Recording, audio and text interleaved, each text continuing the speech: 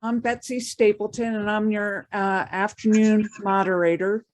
And it is a very great pleasure for me to be serving in that role. KBMP has been essential to the Scott River Watershed Council, of which I am a staff member and general community member as well. And the collaboration and learning from each other that has been going on over the years through KBMP has just accelerated the learning that has been occurring.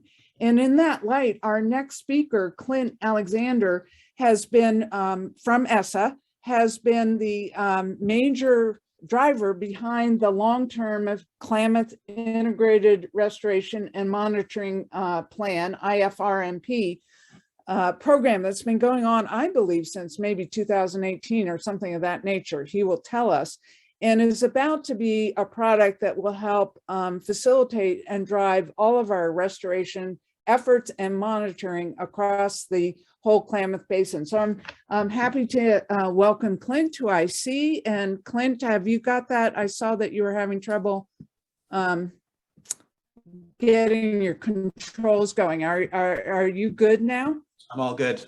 Yep. Thank you. Thanks, Betsy. All right. You're welcome.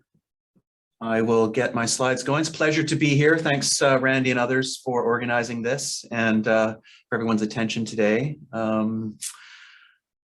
Share screen. Okay, let's share this one. Hope everyone had a decent lunch. And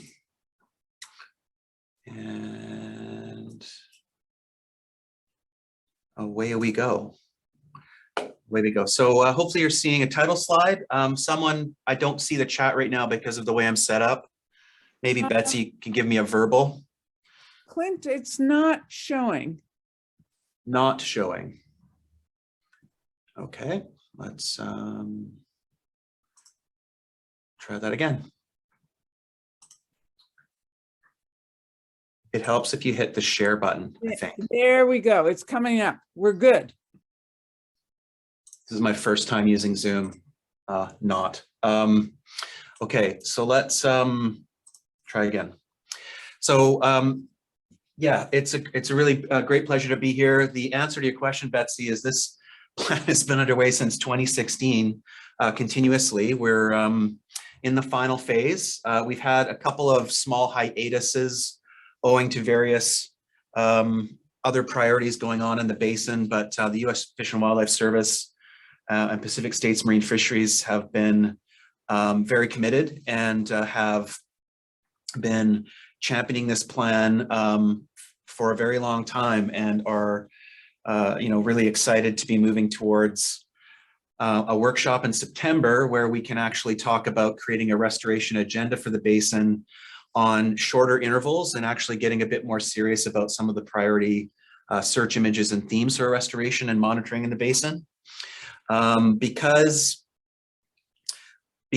I'm sure there's people in this meeting that don't know a lot about the IFRMP, I'm just going to go over a very brief interview of some of its fundamentals, touch on recent accomplishments, and then dive into sort of the focus of the current and final phase of the planning work on topics of implementability refinement and monitoring costing. And then I just want to also use this opportunity to invite everyone that's here to track down the save the date for the workshop in Ashland, Oregon, September 27th and 29th. I can drop that save the date and will when I get there into the chat, and everyone's encouraged to RSVP if you think it might be an event you would like to contribute to. So fundamentals, the IFRMP is focusing on a big question around what combination of restoration projects throughout the basin will have the biggest benefit for the recovery of multiple native fish species. So that's 10 different species that have been identified as focal species for this plan. And it's in that sense, it is a quote fish plan versus other important ecosystem attributes that people will focus on in other work. Whoops. It's a very sensitive mouse wheel. The underpinning is looking at, sorry guys, let me just move this over here. The focus is on a functional watershed restoration approach rather than, using the phrase habitat restoration. The process-based restoration model that this plan uses really starts at the bottom with watershed inputs and cascades upwards towards fish populations, recognizing that the interrelationships between watershed inputs, fluvial geomorphic processes, habitat connectivity, habitat itself, for which we consider water quality to be fish habitat, biological interactions, and ultimately changes in the survival, reproduction, growth, distribution of fish. And so all of the many technical pieces of this plan are largely mapped into this framework. Things like core performance indicators, stressors, etc., are usually findable within one or more of these tiers. And that has important implications for how we do things like score projects in terms of whether or not different areas of the basin may benefit in the short term more from a focus on watershed inputs and processes versus some other tier. And that's also something that can be adjusted as we go through. Lots of details there to unpack in our documentation, but that's a really key piece. We also focus on monitoring rather on core performance indicators. And a bit hard to read here on the right-hand side, this table, but those same functional tiers, each of them have one or more, usually more, objectives that have been defined in this plan. And then there's some core performance indicators that we're currently working through that focus what kinds of monitoring will help track whether the health of the basin is improving or not across those different tiers. And this is different from really detailed effectiveness monitoring needs, which are just as important at a finer scale. We're operating basin-wide at what can we measure consistently throughout the basin to track progress. And we like to think of core performance indicators like when you go to your doctor and there's always many tests that can be performed on you, but there's usually a smaller set that are really fundamental to detecting potentially bigger challenges. And that's how we think about CPIs in this plan. That work's underway right now as a costing component of the plan, and there's a series of recommendations for filling gaps. Something I haven't said generally is a other core piece of the IFRMP is really leveraging existing plans. If there's some excellent plans, whether it's a federal, tribal, or other entity that has been developed, we like to reference it. We like to encourage people to utilize it, and where we find gaps in things like monitoring, we try to point those out in the IFRMP without duplicating or competing with other plans. So the relationship between monitoring and restoration, this graphic is a bit cartoonish right now, but you can imagine in different time periods, thinking about these 4 biophysical tiers, the status of different CPIs may be in different conditions, depending on where you are. And this can influence things like the type of restoration that you focus on. And as time marches on, presumably, in theory, you would be taking care of the things at the lower levels of the biophysical process pyramid and moving up towards habitat and fish populations as you fundamentally improve of processes. Noting that, of course, at any given time, there's emergency actions and other site-specific needs to do restoration across all of these dimensions. Inside of an ongoing plan where there's annual or biannual reporting back on these CPIs. Eventually you'll begin to learn what is and isn't working, and it's kind of a, you know, a bit of a passive adaptive management process that would take place through time as the monitoring goes on. Another big thing that we have produced is a multi-criteria scoring approach.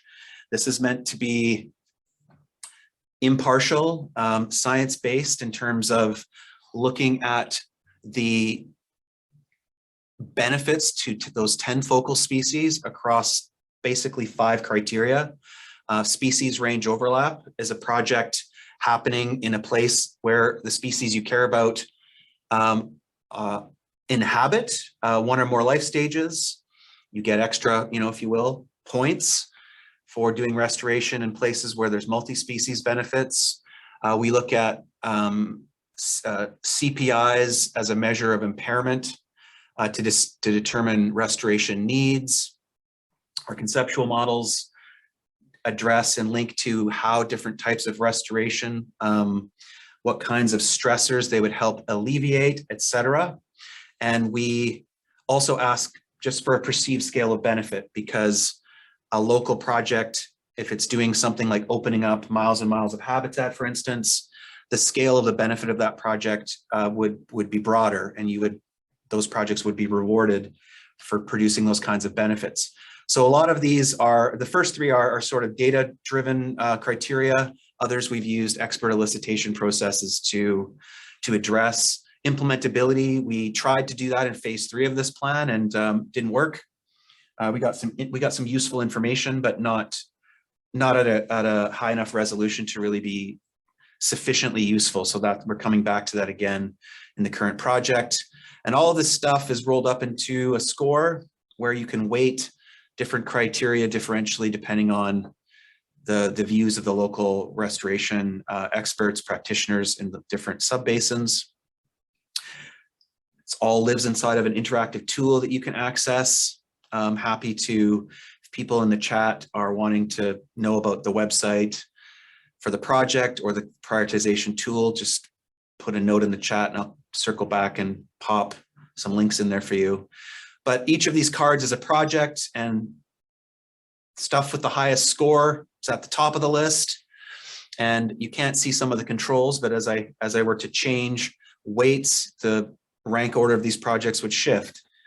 If you decide the only thing that matters is implementability, this list is going to look different. And we use that to help folks game with what makes sense in different locations and see how much agreement we can generate around things like weightings. But definitely not a fixed list team. A common misconception of the IFRMP is they see a project score and a decimal score pop out the other end, and that must mean it's better than a project 3 places down on the list. That's not really the intention. It's meant to get a relative ranking that makes some sense, but it requires more discussions to really fine tune what should and shouldn't be done in a given time frame. It's not really meant to be a magic black box that produces a fixed list.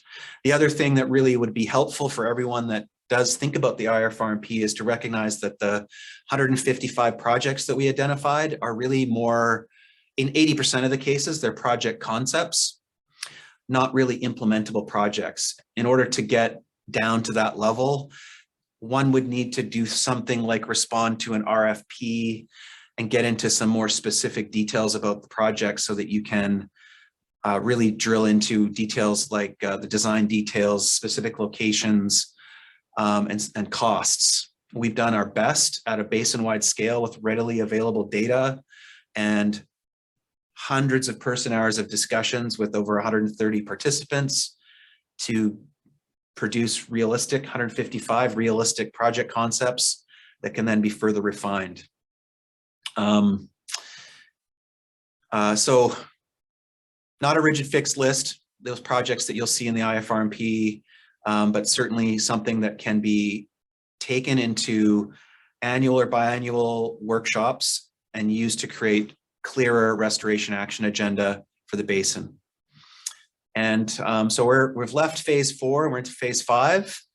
You can see in the far right box are where we are now in this journey. Cost ranges to close monitoring gaps is a task.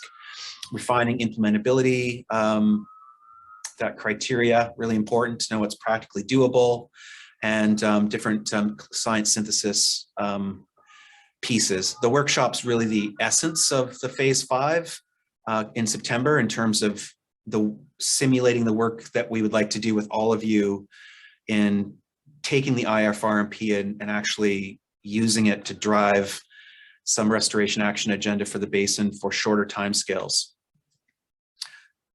So that's an exciting piece. Phase 4, we produced a few different important products. One of them is cost estimates for the restoration projects.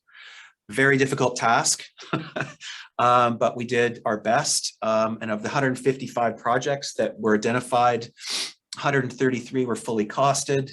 And that came in at around $478 million as a midpoint cost estimate. Different ways of slicing that would be to look at the top 3 projects in each of the basins are around 220 million. Lots of people have they get really anchored on cost numbers like this, but it's important to know that we weren't able to cost about 14% of them. This number, this 478 million, is only one round of restoration basin-wide. I can't tell you for sure how many rounds of restoration are required to restore the basin. That's a very big question, but I'm pretty sure it's more than one round. And if you thought about this project those types of restoration projects being carried out, maybe 5 or 6 times over 20-25 years at that basin-wide scale, it wouldn't be hard to get to 3+ billion. That's a big number. Don't quote me that that's the exact, don't go to your senators with that as the exact cost of restoring the Klamath Basin. It's just a bookend for thinking about how much resources may be needed here. Under the hood, there's some finer scale, really neat cost products around action types, where you can look at cost ranges for one implementation and things like confidence and so on, and get into specific kinds of projects like fencing, etc. We have 46 different action types that we've brought together. Another thing happening is identifying monitoring gaps. So my colleagues are working on this question here. How will you know if these investments are helping? And as I mentioned a bit earlier, it's about tracking recovery using core performance indicators. It's fundamentally a status and trends focus versus telling everyone exactly what the basin-wide effectiveness monitoring regime should look like. That's important, but would come out through the more detailed project proposals that would be elicited. We really just want to make sure that key gaps are filled where existing monitoring might have missed important needs, and that we think will provide high value for practitioners. And then we're also now moving into costing that stuff. Different focus groups, again, split out across technical subject areas of these 4 biophysical tiers. In phase 4, we had 44 very dedicated participants from 22 agencies and organizations participating in this gap identification and refinement of CPIs. And in the phase 4 report, this produced a series of recommendations where we can tackle things like what, how, where, and when, what biophysical tier, and laid out some communication products to try to help people see the big picture in terms of the tiers, the kinds of monitoring recommendations there are, and what types of monitoring activities might be associated with that. Lots of details in this report that all I'm really hoping you get from this is an interest in going and pulling the report down and having a look. We have, in addition to the report, the prioritization tool, some pretty simple story maps for the monitoring pieces that might be more interesting than a big, thick report. And that's something that you can find as well. And we've completed, with some of your help that I'm sure here today, a review of the Phase 4 report. We had 309 comments from 24 commenters, 19 organizations, and you can read on this slide the themes that we found in that review in terms of projects and priority ranks. Hey, you missed my project. Sometimes that happens because it's just brand new and there's time lags, or people have ideas for modifying projects or aren't sure why things are ranked the way they are. People telling us implementability will change the list even further, which we understand and are working on now. We had some underrepresented pieces. Did we do enough of a job covering the importance of wetlands and other species like birds, and then the wildlife refuge? Some folks wanted to see more emphasis on climate change monitoring and so on. Some engagement with some important tribal groups that we have circled back on in the current work. Resignini and Yurok, Lower Klamath, there's a need to kind of give those regions more attention. The capacity of some of those groups a few years ago wasn't quite where it is today, and we're excited to be engaging with those folks now. And of course, everyone always asks, how is this going to work? Who does this mean this is the only thing getting funded? How are those decisions going to be made? How are you going to track implementation progress and so on? That's a big focus of where we are in the current final phase. And could I ask for, let me open up the chat. Yes, Sarah, your engagement has been very strong. I completely agree with Sarah, and apologize if I offended you, Sarah. Sarah's been a champ. We have, I think, our engagement with some of those groups on our contracting team hasn't been quite as high as it should be. So that's what we're fixing. Can I ask for a time check from you? You're doing okay so far, Clint. How much more time do I have? 8 more minutes, and then we'll get to questions. Okay, that's about right. So in the current phase, there's a couple of focal topics I mentioned. One of them is implementability. This is how we define it in phase 3. It's a whole bunch of things. Technical feasibility for different kinds of restoration projects. We realize people have to get permits to do a lot of these things. Sometimes land ownership and where the projects are have implications for whether they're doable and there's willing partners, and so on and so forth. And when we did this the first time, we used something called the Q method, which is a statistically rigorous approach for opinion surveys that actually works really well if you can get the narrative artistry of the statements behind those surveys clear enough. What we realized is that, from phase 3, as the feedback was, muddling all these different things together into one kind of idea was just too black box for people, and there was too many things to consider at once. And so now we're basically splitting this out into their individual components, and we're going to try to individually assess project types and projects against the subcomponents. It's being led by my colleague Cedar.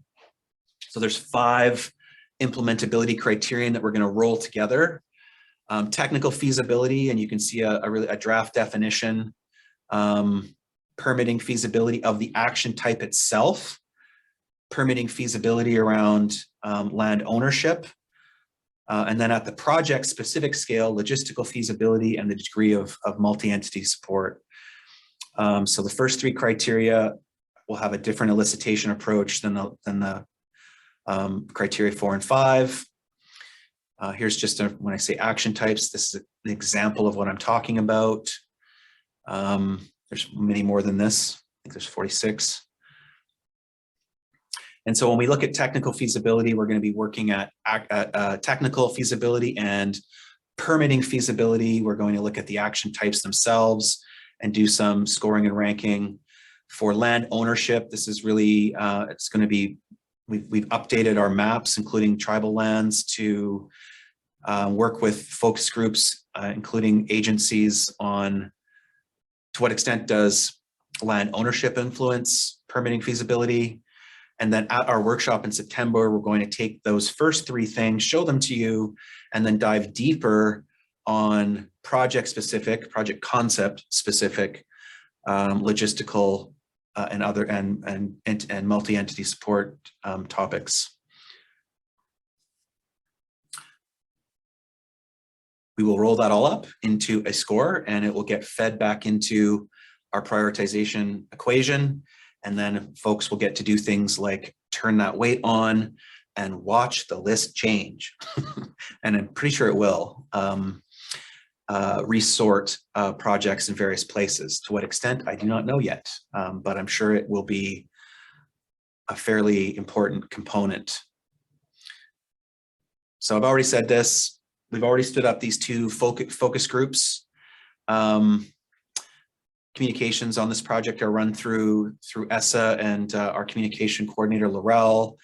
And some of you know her, and she and Cedar are working to get these discussions going. I think they're happening July 6th and 7th, pretty soon.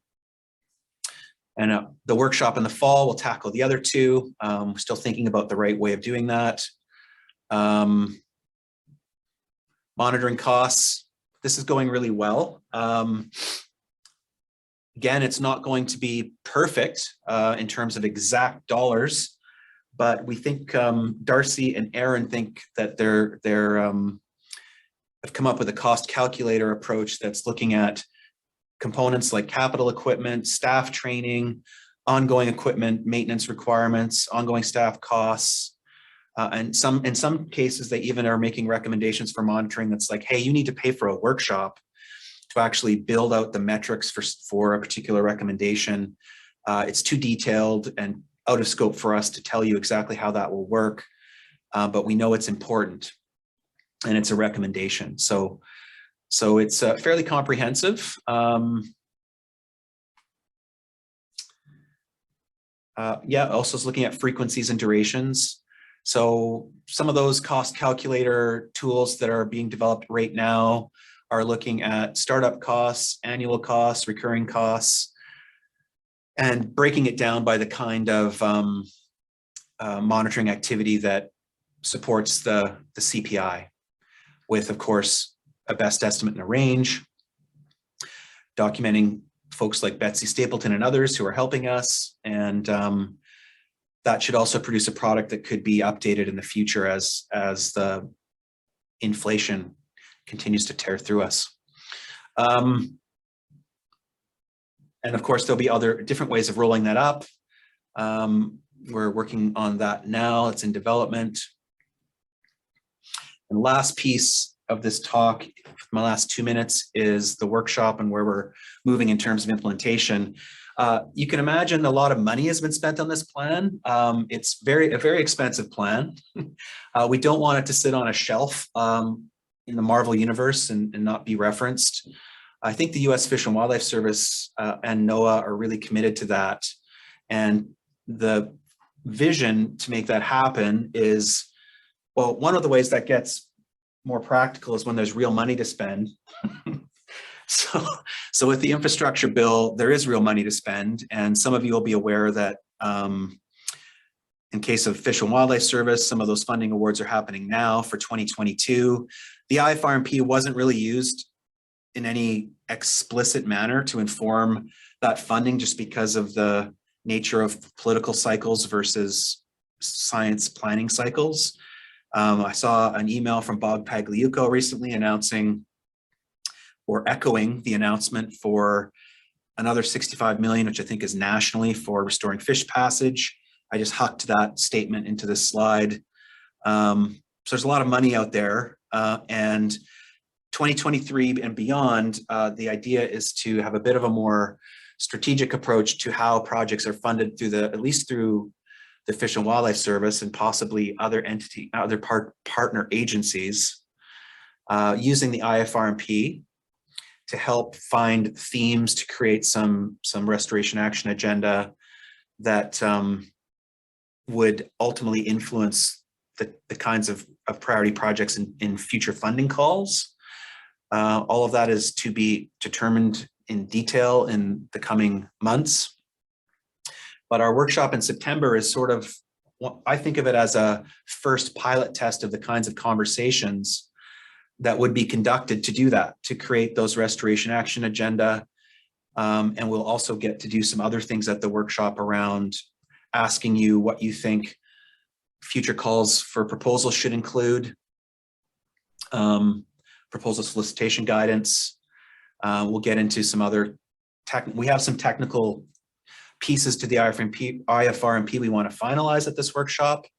But you can see this overarching focus is to move from project concepts to search images for a shorter term restoration action agenda, and hopefully calm the fears that this is an iterative process, not a one and done process.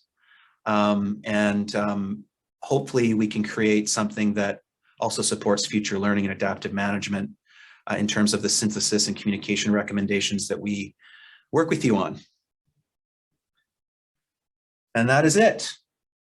Well, Clint, it's unbelievable that this has been going on since 2016. It's kind of like watching a child grow up, I guess.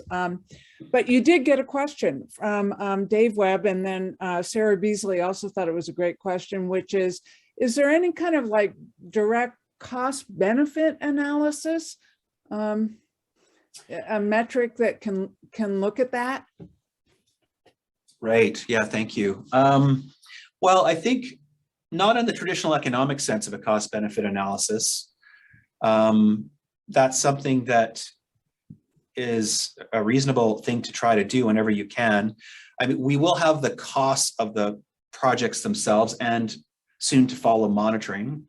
The benefits would be measured probably not in a monetary sense, but in a multi-species benefit sense, right? So we would be able to say, here's a project, it costs this much money. Once you move into implement, a specific project, you're going to learn more about what effectiveness monitoring and other pieces cost. And we'll be able to say, we think this project is in the top tier of benefits for one species, or look, 8 species. So there, that kind of benefits there, but I'm not sure if Dave was thinking more of an economic monetary unit. And I don't know if the participants are all muted, so maybe they don't get to speak. Everyone is muted, but I'm looking to see if there's a response in the chat or an additional question for Clint.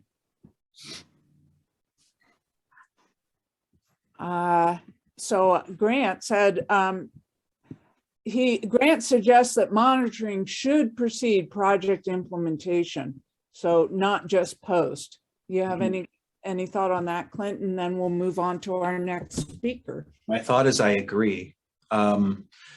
The existing monitoring that's happening in terms of establishing baselines, obviously hugely important to, as I'm sure Grant knows, to measure change. And so my comments around project implementation are that it's just that it's such a specific activity. The IFRMP isn't really speaking to it in any big way in our work. That's all I really was trying to say there.